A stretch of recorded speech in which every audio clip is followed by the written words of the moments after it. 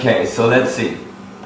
I was playing with the 5 spiral because, you know, I was doing some interesting math. I found some very interesting, as a result of an interaction with a friend of mine, I found some interesting function to the 5 spiral that I've never seen anywhere else. Now I might be missing something, but I found that the 5 spiral behaves in a way where it generates boundaries, condition, a very specific radius from each other if you array the spiral in an appropriate way.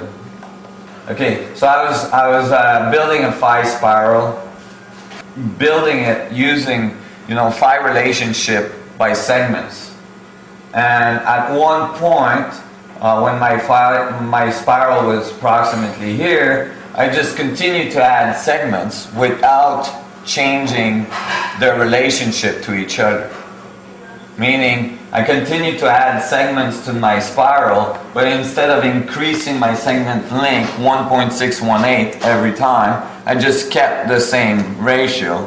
And within a few segments, I had a perfect circle coming back, right? And that circle, you know, encompasses the spiral dynamics, but interestingly, the spiral is not in the middle of the circle. And I thought that was interesting because when we plot orbitals of particles falling into a black hole, we usually plot them on a geodesic in which the center of the spiral is the center of the black hole, right? But it doesn't naturally do this if you're doing it geometrically. So I thought that was interesting. But I was playing with this and Andre looks at me and goes, "Hey, that's not in the middle." And I'm like, "Yeah, no, it doesn't fall in the middle. I'm trying to figure out what the ratio that is." And is Marko around? And he said, "Wait a minute, do a Marko, you know, crazy geometry trick." I'm like, okay.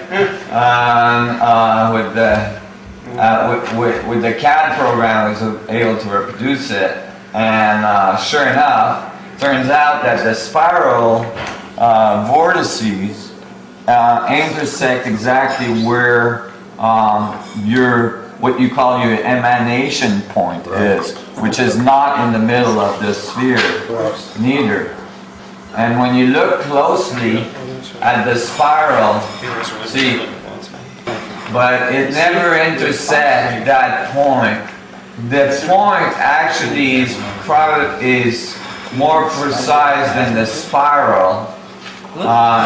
The spiral is trying to get to that point, and it'll never get there. You see, when we look at the path of a particle going into a black hole, we keep doing this.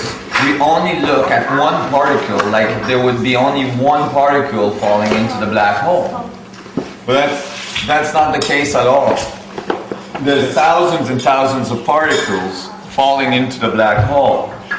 And this is only the path of one particle. So what happens if I multiply this path, let's say, by 12 elements?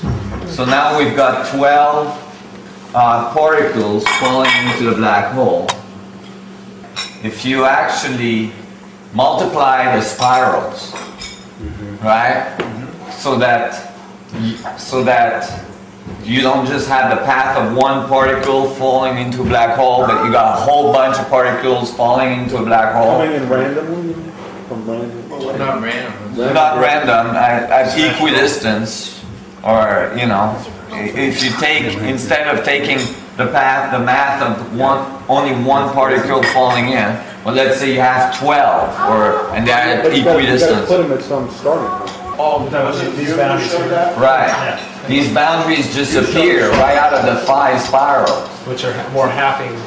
Yeah, because the spirals actually touch and then gets wider and touch again together and creates boundary conditions like rings, like fractal rings. Those are And they interfere with each other. Oh, wow.